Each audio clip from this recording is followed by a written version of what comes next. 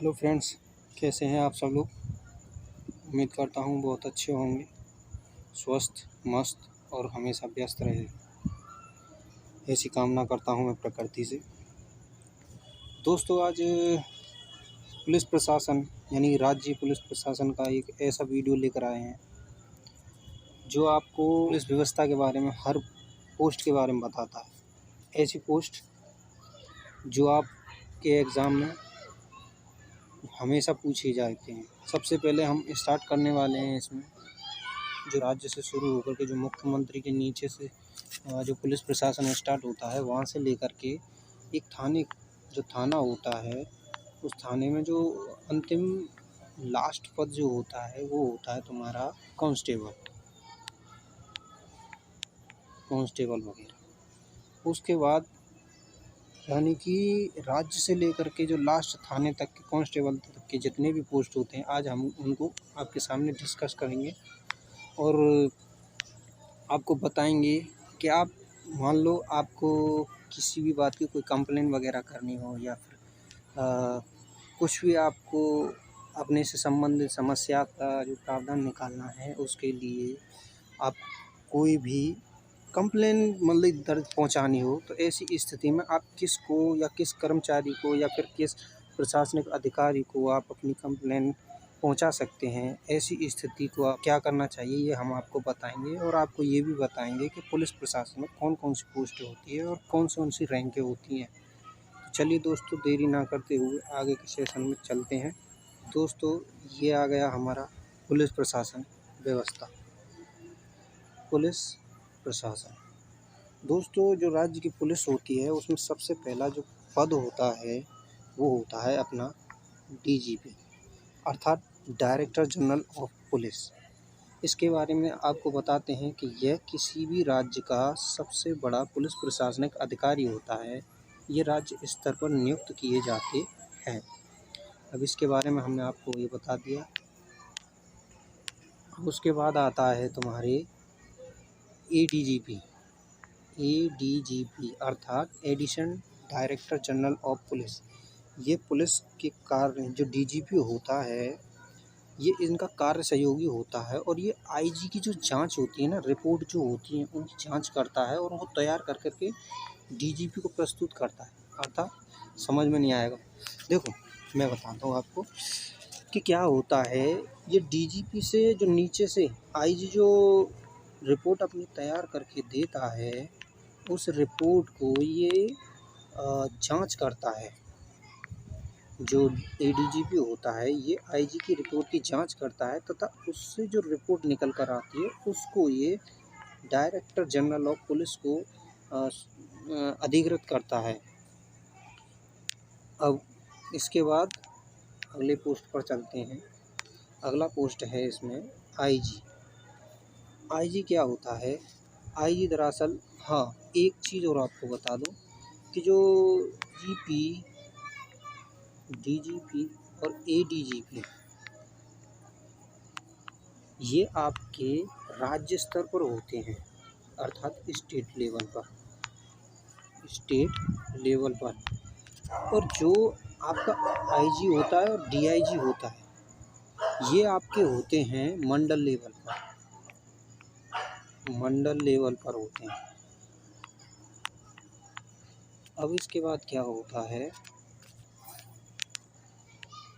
ये जो आईजी के कार्य आपको बताने चाहिए मुझे। आईजी के कार्यों में क्या होता है कि यह मंडल स्तर पर पुलिस प्रशासनिक अधिकारी होते हैं। ये अपनी रिपोर्ट डीजीपी को सौंपते हैं, अर्थात ये अपनी रिपोर्ट डीजीपी को सौंपते हैं तथा डीजीपी उनकी जांच कराने के लिए एडीजीपी को उनको ट्रांसफ़र करता है। समझ रहे हो? अब उसके बाद क्या होता है, उसके बाद अगला पद आता है डीआईजी। डीआईजी क्या होता है? जिस तरह से डीजीपी का एडीजीपी कार्य सहयोगी होता है, उसी प्रकार से आईजी का कार्य सहयोगी होता है डीआईजी। अर्थात ये एसएसपी से मिली हुई रिपोर्टों का निरीक्षण करता है और उससे जो एक्चुअल रिपोर्ट निकल के आती है उसे इंस्पेक्टर जनरल अर्थात आईजी को सुपुर्द कराता है। ठीक है, एनी प्रॉब्लम? तो आगे चलते हैं दोस्तों। उसके बाद आता है अगला पद एसएसपी। एसएसपी क्या होता है? एसएसपी का मतलब होता है सीनियर सुपरिटेंडेंट ऑफ पुलिस, अर्थात वरिष्ठ पुलिस अधीक्षक। अब ये 2 स्टार अधिकारी होते हैं। इन्हें भारत के महानगरीय एवं अत्यधिक आबादी वाले या नक्सल प्रभावित जिलों और मिनिस्ट्रियल क्षेत्रों में नियुक्त किया जाता है। अर्थात आपने देखा होगा, जो नक्सल प्रभावित क्षेत्र होते हैं, जहाँ नक्सलवादी लोग रहते हैं, तथा नगरीय जो क्षेत्र होते हैं, इसके अलावा अत्यधिक आबादी वाले, अब महानगरीय क्षेत्र कैसे, जैसे कि आपने नोएडा मान लो, और लखनऊ हो गया, आगरा हो गया, या फिर अन्य कोई भी क्षेत्र, ऐसे क्षेत्रों में एसएसपी 2 या 2 से अधिक नियुक्त किए जा सकते हैं। अर्थात ये महानगरीय क्षेत्र होते हैं, इन्हें मिनिस्ट्रियल क्षेत्र कहा जाता है। मिनिस्ट्रियल क्षेत्र कहा जाता है। यहाँ 2 या 2 से अधिक एसएसपी को नियुक्त किया जा सकता है। ये 2 स्टार अधिकारी होते हैं। ठीक है, अब अगले पार्ट पर चलते हैं। अगला पार्ट होता है एसपी। एसपी क्या होता है? एसपी का अर्थ होता है सुपरिटेंडेंट ऑफ पुलिस, यानी कि पुलिस कप्तान। दोस्तों, एक चीज़ और आपको बता दूं कि जो पुलिस कप्तान होते हैं, आपने पदों का नाम सुना होगा, लेकिन आपको ये नहीं पता होगा अभी तक कि पुलिस कप्तान होता क्या है। दरअसल पुलिस कप्तान ये जिले लेवल पर, यानी कि ये जो होते हैं दोनों एसपी और एसएसपी, ये किसी भी जिलों में इनको नियुक्त किया जाता है। अब ये जो होता है, जिले का सबसे बड़ा वरिष्ठ पुलिस अधीक्षक होता है, और ये उसका सुपरिटेंडेंट पुलिस अधीक्षक, यानी कि इन दोनों को ही पुलिस कप्तान कहा जाता है। इनको बड़ा पुलिस कप्तान कहा जाता है, इनको छोटा पुलिस कप्तान कहा जाता है। अब कहा क्यों जाता है?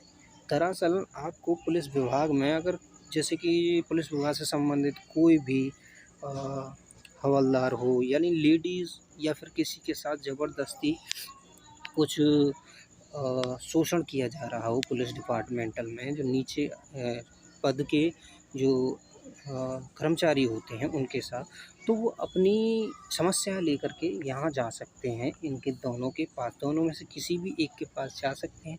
ये क्या करते हैं, ये उस थाने के जो भी, यानी कि जो व्यक्ति किसी दूसरे व्यक्ति को पीड़ा पहुँचा रहा है, अर्थात उसे उसका शोषण कर रहा है, उसको ब्लैकमेलिंग कर रहा है, तो ऐसी स्थिति में ये लोग उसको न्याय दिलाने का कार्य करते हैं पद में रह करके। तो आगे चलते हैं, ये समझ में आ गया। एक और चीज़ बता देते हैं आपको एसएसपी के बारे में। इनकी नियुक्ति, जो एसपी और एसएसपी होते हैं, एसपी के तो मैंने आपको बता दिया कि जैसे नक्सल प्रभावित क्षेत्र, महानगरीय क्षेत्र या फिर बड़े जिलों में इनकी नियुक्ति की जाती है। उसी प्रकार एसपी की यह नियुक्ति भारत के हर जिले में एक विशेष अधिकारी के रूप में भारत सरकार द्वारा की जाती है। आपने देखा होगा, भारत सरकार, इसमें लिख रहा है भारत सरकार द्वारा की जाती है। भारत सरकार के द्वारा क्यों की जाती है, तो वो मैं आपको बताऊंगा नीचे। पहले थ्योरी को बता देता हूँ, उसके बाद क्या होता है। यह हर जिले के पुलिस बल जानते हो आप? पुलिस बल जैसे कि आपके एक तो होता है कांस्टेबल, और एक होता है आपका पीएसी।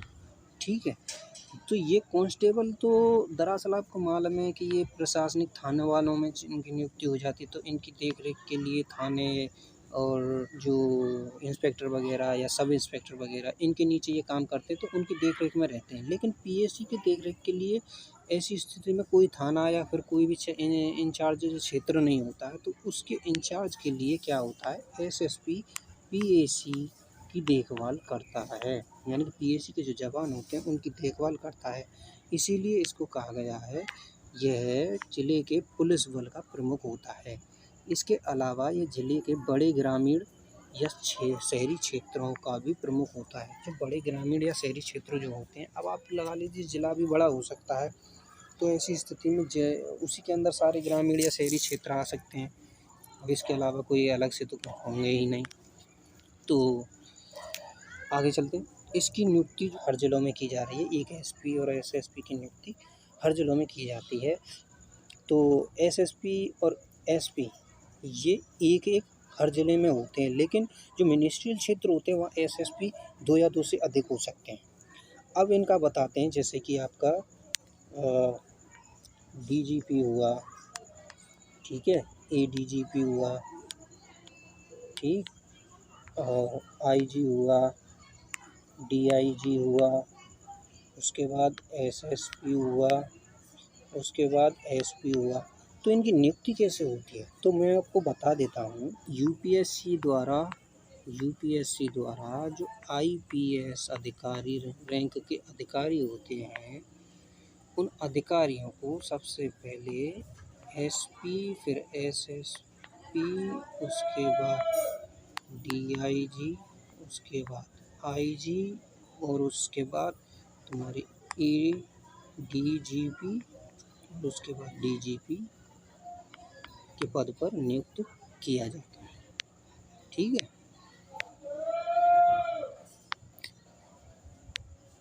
इसके बाद ऊपर चलते हैं हम।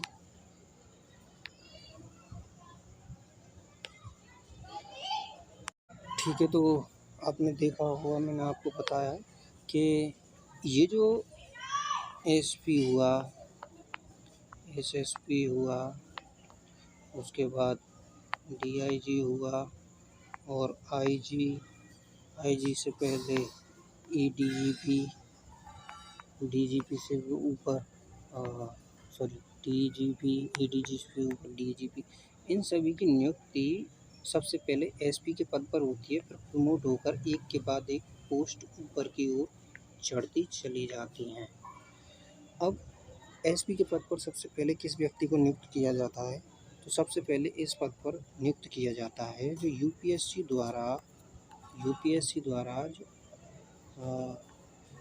आईपीएस एग्ज़ाम क्वालिफाई जो अधिकारी होते हैं, उनको सबसे पहले एसपी के पद पर नियुक्त किया जाता है। उसके बाद पोस्ट प्रमोट होते हुए एक के बाद एक SP, SSP, TAG, IG, ADGP और डीजीपी आदि बनते हैं। इसके बाद हम थ्योरी देखते हैं।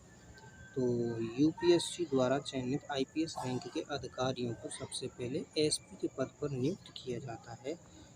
उसके बाद इन्हें प्रमोट कर एसएसपी, डीआईजी, आईजी, एडीजीपी और डीजीपी के पद पर चयनित किया जाता है, ठीक है, समझ में आया। अब आगे चलते हैं। अब इसके बाद आते हैं एएसपी और डीएसपी। अब ये एएसपी डीएसपी क्या होते हैं, तो इनको भी समझ लीजिए। एएसपी अर्थात एडिशनल सुपरिटेंडेंट ऑफ पुलिस, यानी कि सहायक पुलिस अधीक्षक। ये सहायक पुलिस अधीक्षक जो होते हैं, इनकी नियुक्ति तहसील थानों में की जाती है। तहसील थाने जैसे किसी भी ज़िले में आपने देखा होगा कई तहसीलें होती हैं, जैसे मथुरा ज़िले में हमारे में छाता हुई, एक मथुरा हुआ, एक माट हुआ, एक महावन हुआ, एक गोवर्धन हुआ। ऐसी लगभग 5 तहसील हैं जो हमारे मथुरा में हैं। तो हर तहसील के लिए एक एएसपी होता है। तो पूरे ज़िले के लिए 5 से 6 एसपी लगभग होते हैं हर ज़िलों में। अब आते हैं डीएसपी। डीएसपी क्या होता है, देखो डीएसपी को ही सीओ कहते हैं। सीओ आपने देखा होगा, गाड़ियाँ निकलती जाती हुई तो उन पर लिखा होता है सीओ। जैसे कि आपने देखा होगा किसी पे एसएसपी लिख रहा है, किसी पे एसपी लिख रहा है, किसी में सीओ लिख रहा है। तो ऐसे ही डीएसपी को कभी डायरेक्ट नाम नहीं लिखा है गाड़ी पर, उसको डायरेक्ट सीओ ही लिखा है, जिसका मतलब है डिप्टी सुपरिटेंडेंट ऑफ पुलिस। और जो सीओ होता है इसका मतलब होता है सर्कल ऑफिसर, ठीक। इसके बाद क्या होता है, इनकी थ्योरी देखते हैं। इनकी भर्ती जो राज्य स्तरीय सिविल सेवा परीक्षा यानी कि यूपीएसएससी द्वारा होती है। सॉरी दोस्तों, ये थोड़ा गलत हो गया, इसमें ये यूपीएसएससी नहीं है, ये होता है स्टेट पब्लिक सर्विस कमीशन, यानी एसपीएससी होती है। यानी कि किसी भी स्टेट में एक एसपीएससी होता है, यानी कि स्टेट पब्लिक सर्विस कमीशन। ये क्या होता है, एक तो होता है पुलिस रिक्वायरमेंट बोर्ड भर्ती, ठीक है। पुलिस, एक तो पुलिस रिक्वायरमेंट बोर्ड होता है जो कि आपके इंस्पेक्टर हुआ, सब इंस्पेक्टर हुआ या फिर कांस्टेबल हुआ, पीएसी हुआ आदि, इन सभी की नियुक्ति करता है, यानी भर्ती करता है। और एक होता है SPSC यानी कि स्टेट पब्लिक सर्विस कमीशन। ये जो है वो ASP और DSP आदि अधिकारियों की नियुक्ति करता है। ASP होता है वो थानों, तहसील थानों में नियुक्त किया जाता है। और DSP जो होता है, इनकी भर्ती राज्य स्तरीय सिविल सेवा द्वारा की जाती है। इनकी जो नियुक्ति होती है वो ब्लॉक खंडों स्तर पर नियुक्त किए जाते हैं। इनको जो ब्लॉक खंड स्तर होते हैं वहाँ पर नियुक्त किया जाता है। अब इनकी थ्योरी देखते हैं। ASP और DSP की नियुक्ति स्टेट पब्लिक सर्विस कमीशन, जो आपको अभी बताया था उसमें आपने देखा होगा, स्टेट पब्लिक सर्विस कमीशन चयन भर्ती प्रक्रिया द्वारा की जाती है। जो सबसे पहले DSP के पद पर नियुक्त होते हैं, उसके बाद प्रमोट कर इन्हें ASP बनाया जाता है। ठीक है, समझ में आ गया? ओके, तो आगे चलते हैं। अब आते हैं आपके इंस्पेक्टर, सब इंस्पेक्टर वगैरह। देखिए, इंस्पेक्टर क्या होता है? इंस्पेक्टर अर्थात पुलिस इंस्पेक्टर, जिसे निरीक्षक भी कहते हैं। तो निरीक्षक के साथ साथ इसे थानेदार या SHO, आपने देखा होगा SHO, लेकिन इस चीज़ को अभी तक मैंने देखा यूट्यूब पर, कोई इतनी क्लियरिटी से नहीं समझा पाया, तो मैंने सोचा क्यों ना मैं इसे अच्छी तरह से समझाऊं। एक तो SHO होता है, एक होता है SO। आपने देखा होगा गाड़ियों पर लिखा हुआ SO और SHO, या फिर सुना होगा। ज़्यादातर आपने देखा होगा या तो SO देखा होगा या फिर CO वगैरह, लेकिन SHO थानों में होता है, इसे ज़्यादातर सुनाई में नहीं आता है। तो ये जो होते हैं इंस्पेक्टर अर्थात पुलिस इंस्पेक्टर, निरीक्षक, और इन्हें SHO कहा जाता है, साथ में थानेदार। इनके लिए कोई सीधी भर्ती प्रक्रिया नहीं होती। इन्हें SI के पद से प्रमोट करके पुलिस इंस्पेक्टर बनाया जाता है। यानी कि अभी आपने देखा होगा 2021 वाली जो SI भर्ती हुई थी, उसमें आपने देखा होगा सबसे ज़्यादा लगभग 9,000 प्लस वैकेंसीज निकली थी, उनमें दरोगाओं की भर्ती हुई थी। तो जो दरोगाओं की भर्ती हुई थी ना, वही सबसे पहले मतलब कि सब इंस्पेक्टर की भर्ती होती है, उसके बाद उनको प्रमोट कर करके आगे इंस्पेक्टर अर्थात CHO या थानेदार बना दिया जाता है। ठीक है, समझ गया? उसके बाद चलते हैं आगे। यानी कि इनकी भर्ती कोई सीधी भर्ती प्रक्रिया नहीं होती है, इन्हें SI से प्रमोट करके नियुक्त किया जाता है। उसके बाद पुलिस स्टेशन एवं अन्य अधिकारियों की कार्य विधियों पर नियंत्रण रखने के लिए इसे थाने का SHO नियुक्त किया जाता है। यानी कि पुलिस विभाग में जो अन्य अधिकारी होते हैं, सब इंस्पेक्टर हुआ, कांस्टेबल हुआ, हेड कांस्टेबल हुए, या फिर सिपाही हुए, या फिर मुंशी वगैरह अन्य कई भी आपके अधिकारी होते हैं, तो उनकी जो कार्य विधियाँ होती हैं उन पर निगरानी रखने के लिए हम एक थाने में SOG की नियुक्ति करते हैं। और इसी SOG को इसीलिए थानेदार भी कहा जाता है। समझ रहे हो? यानी कि थाने के अधिकारियों पर, अन्य अधिकारियों पर, उनकी कार्य गतिविधियों पर नियंत्रण रखने के लिए थाने का SHO नियुक्त किया जाता है, इसीलिए इसे थानेदार भी कहा जाता है। समझ गए? अब इसके बाद देखिए, इनके अंडर में 5 से 10 सब इंस्पेक्टर भी कार्य करते हैं। सब इंस्पेक्टर जानते हो, एक थाने में 5 से लगभग 10 सब इंस्पेक्टर अर्थात SI, जिन्हें दरोगा कहते हैं ना आप, वही इंस्पेक्टर के नीचे लगभग 5 से 10 सब इंस्पेक्टर कार्य करते हैं हर थाने में। ठीक है, क्लियर हुआ? आगे चलते हैं। आगे आता है SI के बाद, सॉरी, इंस्पेक्टर के बाद SI अर्थात SO। इसे दरोगा भी कहते हैं। ठीक है, अब दरोगा जैसे सब इंस्पेक्टर अर्थात SO बोले तो स्टेशन ऑफिसर, सब इंस्पेक्टर तो आप जानते ही हो, दरोगा। जिसे आप दरोगा कहते हैं, उसे सब इंस्पेक्टर उप निरीक्षक हिंदी में कहते हैं और इंग्लिश में सब इंस्पेक्टर कहते हैं। ठीक है, अब इसकी थ्योरी के बारे में आना। ये 2 स्टार अधिकारी होते हैं। ठीक, इनकी भर्ती पुलिस रिक्वायरमेंट बोर्ड, अभी आपको बताया था ना मैंने, जो सिपाही भर्ती होती है उसी बोर्ड द्वारा एसआई की नियुक्ति मतलब की भर्ती की जाती है और उनसे प्रमोट करके इंस्पेक्टर बनाया जाता है। तो इनकी जो भर्ती होती है वो पुलिस रिक्वायरमेंट बोर्ड, जैसे कि उत्तर प्रदेश का है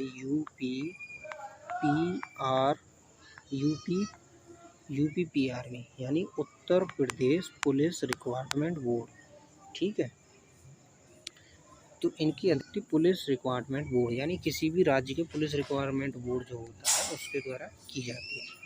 आगे चलने, ये थाने के स्टेशन ऑफिसर होते हैं। स्टेशन ऑफिसर बोले तो यानी कि जो अपने क्षेत्र के जो आसपास के जितनी भी आपराधिक घटना है उनकी ये विवेचना करते हैं तथा वहाँ उनका निरीक्षण करते हैं। उनके जो जैसे लड़ाई दंगे वगैरह होते हैं उन पर निगरानी रखते हैं तथा मतलब कि क्षेत्र में शांति व्यवस्था बनाए रखने के लिए ये वहाँ अपनी गतिविधियाँ बनाए रखते हैं। तो लगभग एक थाने में कई दरोगा होते हैं। ठीक है, दरोगा यानी कि सब इंस्पेक्टर होते हैं।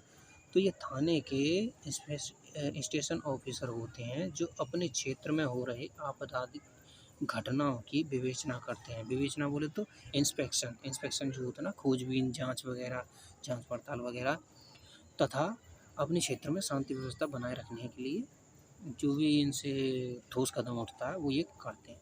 इसके बाद इसीलिए इन्हें दरोगा भी कहा जाता है। आपने देखा होगा जब भी कहीं लड़ाई वड़ाई होगी जो सिपाही होता है उसके साथ साथ एक दरोगा भी चलता है, तो वही होता है सब इंस्पेक्टर अर्थात दरोगा। तो आपने देखा, ये तो हो गए महत्वपूर्ण पोस्ट। अब इससे नीचे चलते हैं और भी पोस्ट जो है।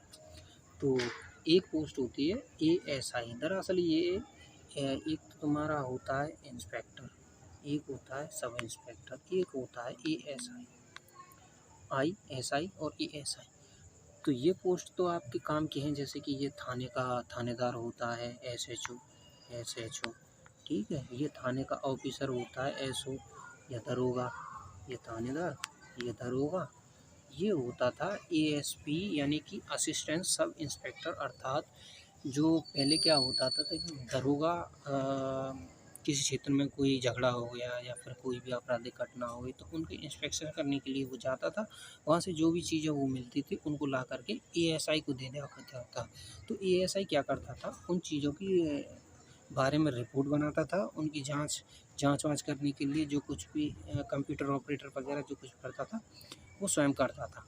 लेकिन जो एसआई जो हुए हैं, अब सरकार ने सोचा यार ये मतलब कि क्षेत्र का इंस्पेक्शन करके रिपोर्ट इनको सौंप देते हैं, ये बेचारे लगे रहते हैं, ये अपना काम करके एक बगल को हट जाते हैं।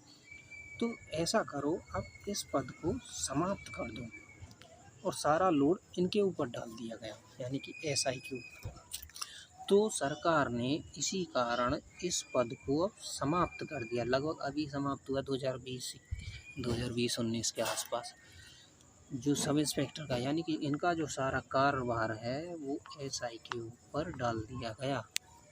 अब एसआई ही क्षेत्र का इंस्पेक्शन करेगा, एसआई ही उसकी रिपोर्ट बनाएगा और एसआई ही दरोगा को सौंपेगा और दरोगा अपने थानेदार को सौंपता है उस रिपोर्ट को। ठीक है, अब उसके बाद क्या होता है, अगला पोस्ट आता है हवलदार। हवलदार दरअसल थाने में ही नियुक्त किए जाते हैं। हवलदार का पोस्ट थाने में, जैसे कि आपने देखा होगा कि जो कैद खाना होता है वहाँ आपको हवलदार मिलेगा खड़ा हुआ। ठीक है, तो ये क्या होता है, ये हमेशा जो जेल खाना होता है, तय खाना, उसके पास हमेशा नियुक्त रहते हैं हवलदार। इनको यहाँ से हटाया नहीं जाता है। अब आप कहोगे कि सर वो कौन है जो जिप्सी में डोलते रहते हैं, तो मैं आपको बता दूं, वो दरअसल होते हैं सिपाही यानी कि कांस्टेबल। ठीक है, कांस्टेबल होते हैं। अब कांस्टेबल से नीचे एक और पोस्ट आ जाती है। हालांकि पहले इन्हें अलग से नियुक्त किया जाता था, लेकिन अब सरकार ने क्या किया, योगी सरकार ने जो होम गार्ड होते हैं उन होम गार्डों को अब यूपी पुलिस में ही भर्ती कर दिया गया है। यानी कि पहले होम गार्ड वगैरह आपने देखे होंगे कि आपकी कॉलोनियों में रात के समय में सीटियाँ बजाया करते थे, पहरा देने लिए आया करते थे, तो वो होम गार्ड हुआ करते थे। लेकिन अब उनको हटा दिया गया है। अब उन शिफ्ट में, हालांकि शिफ्ट में उनको बांट दिया गया है। कुछ होमगार्ड ऐसे भी हैं जो अभी भी पहरा देने के लिए आते हैं, लेकिन इतने नहीं देखे होंगे। ज़्यादातर होमगार्ड अब क्या हुआ है कि जो तुम्हारे सिग्नल पोस्ट होता है, सिग्नल चौक वहाँ खड़े मिलेंगे डंडा लेकर। आपने देखा हो ज़्यादातर होमगार्ड डंडा लेकर ही खड़े रहते हैं। तो सिग्नल पोस्ट हुए, चौकियाँ हुई, ऐसे जगहों पर खड़े रहते हैं। और ये मतलब कि ट्रैफिक वगैरह उसके लिए थोड़ा आसपास की भीड़-भाड़ को दूर करने के लिए ऐसे कामों में इनका प्रयोग किया जाता है। तो हलवा है होमगार्ड की इतनी मतलब कि ख़ास जॉब नहीं है इस सिपाही यानी कांस्टेबल के मुकाबले। अब आप कहोगे एक और पद रहता होता है सर थाने में, वो होता है मुंशी। तो ये मुंशी क्या होता है दोस्तों, आपको मैं बता दूँ कि जो सिपाही, या तो सिपाही हुआ या हवलदार हुआ, इन दोनों में से जो व्यक्ति मुंशी बनने के इच्छुक हो उनको मुंशी बना दिया जाता है। अब आप कहोगे मुंशी इतनी आसानी से बना दिया जाता है? कि हाँ बिल्कुल, मुंशी इतनी आसानी से बना दिया जाता है। दरअसल मुंशी का काम क्या होता है, मुंशी का काम होता है थाने में कौन सा कैदी आ रहा है, कौन सा जा रहा है, पुलिस वाले ने कितनी छुट्टियां ली, कितनी नहीं ली, कितना उसने क्या किया है, कितना काम हो रहा है, क्या क्या स्टेशनरी आई है, क्या कितना पैसा कहाँ खर्च हो रहा है, क्या कुछ कौन नया मतलब कि ऑफिसर भर्ती हुआ है। यानी कि जितना भी लिखाई पढ़ाई का जो काम होता है उन सब की लिखा पढ़ी मुंशी ही करता है। केवल जो मुंशी होता है वो लेखा जोखा देखता है थाने का, ठीक है, लेखा जोखा देखता है थाने का। अब इसीलिए ये लेखा जोखा देखता है तो सारा लिखाई पढ़ाई का काम इसी में होता है। यानी कि ये थाने के हर चीज़ के बारे में जानता है। तो इसीलिए इस मुंशी को थाने की माँ भी कहते हैं, थाने की माँ। कभी भी सवाल आए ना तो आप बता देना आपको, हालांकि हर कोई नहीं बता पाता है लेकिन मैंने आपको बता दिया। ये मुंशी जो होता है थाने की हर बात के बारे में जानता है, इसीलिए इसे थाने की माँ कहा जाता है। दोस्तों कैसा लगा हमारा वीडियो, और एक और चीज़ आपको रिपीट करके दिखा देते हैं कि कौन कौन से जो पोस्ट होते हैं इनमें, वो सारे। सबसे पहला पोस्ट होता है इसमें डीजीपी, उसके बाद एडीजीपी, उसके बाद आईजी, और जी के बाद डीआईजी होता है, फिर एसएसपी होता है, फिर होता है एसपी। एक चीज़ और आपने देखा, मैंने आपको एक चीज़ नहीं बताई है तो मैं आपको जूम थोड़ा छोटा करके बता देता हूँ। ये डीआईजी से लेकर के एसएसपी ये सब आईपीएस रैंक के अधिकारी होते हैं, ठीक है। और इनकी नियुक्ति सबसे पहले एसपी के पद पर होती है, ये मैंने आपको बता दिया। इनमें से ये जो होते हैं, ये दो पहले दो होते हैं, ये आपके स्टेट लेवल पर होते हैं, ठीक है। ये जो दो होते हैं ये मंडल लेवल पर होते हैं, ठीक है। और उसके बाद ये जो होते हैं वो जिला लेवल पर होते हैं, ठीक। अब आगे बताता हूँ। और उसके बाद अगले दो पोस्ट आ जाते हैं।